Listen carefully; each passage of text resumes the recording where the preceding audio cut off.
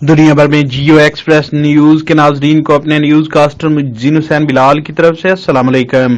خبر شامل کرتے ہیں ضلع منڈی بہاؤدین سے، جہاں منڈی بہاؤدین میں وزیر اعظم پاکستان عمران خان نے پنجاب کے دیگر شہروں کی طرح نیا پاکستان ہاؤسنگ پروگرام کے تحت کم لاگت ہاؤسنگ اسکیم کے منصوبے کا افتتاح کر دیا۔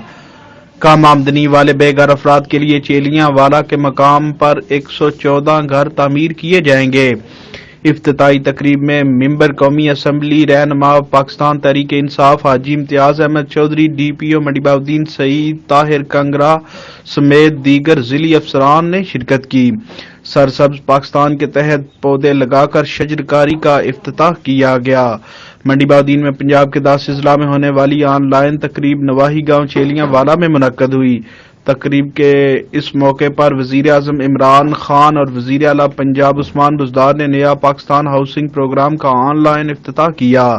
منڈی بہاؤدین میں چیلیاں والا کے مقام پر سرکاری زمین دی گئی، جس پر 114 گھر تعمیر ہوں گے اور ایک گھر 3.5 مرلے پر مشتمل ہوگا، جو کم آمدنی والے بے گھر افراد کو 10,000 روپے کی ماہانہ اقساط پر دیے جائیں گے اور ایک گھر پر 14,23,000 روپے لاگت آئے گی۔